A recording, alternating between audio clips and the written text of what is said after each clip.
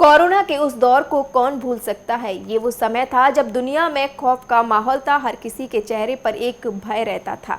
एक एक जान बचाने के लिए जद्दोजहद चल रही थी। शमशान घाट के बाहर शवों की कतारें लगी रहती थी। घंटों के इंतजार के बाद दाह संस्कार का नंबर आता। इस महामारी से लड़ने के लिए मास्क और सैनिटाइजर न जाने क्या क्या लोगों ने किया, लेकिन शरीर को कोरोना प्रूफ बनाने के लिए लोगों के सामने वैक्सीन ही एकमात्र विकल्प था। भारत ही नहीं, दुनिया की तमाम सरकारों ने ज़्यादा से ज़्यादा लोगों को वैक्सीन लगाने पर जोर दिया। भारत में तो वैक्सीन की 200 करोड़ से ज़्यादा डोज दी जा चुकी हैं। 144 करोड़ की आबादी वाले भारत में वैक्सीन लगाने की शुरुआत 16 जनवरी 2021 से हुई। कोरोना से जंग में लोगों का पहला हथियार ऑक्सफोर्ड एस्ट्राजेनेका की वैक्सीन कोविशील्ड के रूप में मिली। भारत में इसे सीरम इंस्टीट्यूट ने बनाया था। यही वो पहली वैक्सीन थी जिसे सरकार की ओर से मंजूरी मिली थी।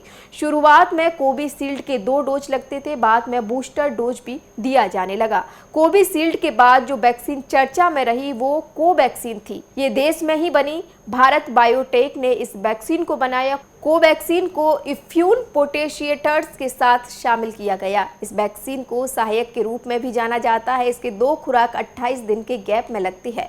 वैक्सीन को 2020 में चरण फर्स्ट और सेकंड ह्यूमन क्लिनिकल ट्रायल के लिए DCGI की मंजूरी मिली थी। भारत ने कई देशों में भी कोरोना की वैक्सीन भेजी। रूस की वैक्सीन स्पुतनिक V भी लगी। भारत में इसे डॉक्टर रेड्डी जी लैब में बनाई गई।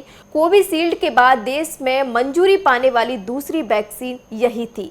स्पुतनिक V को रूस ने अगस्त 2020 में इमरजेंसी यूज के लिए मंजूरी दी थी। ये कोरोना के खिलाफ मंजूर हुई थी। दुनिया की सबसे पहली वैक्सीन में से ये एक है। भारत में कोरोना की चौथी वैक्सीन मॉडर्ना की रही। ये अमेरिका की कंपनी है। इसकी वैक्सीन का नाम स्पाइक वैक्स है।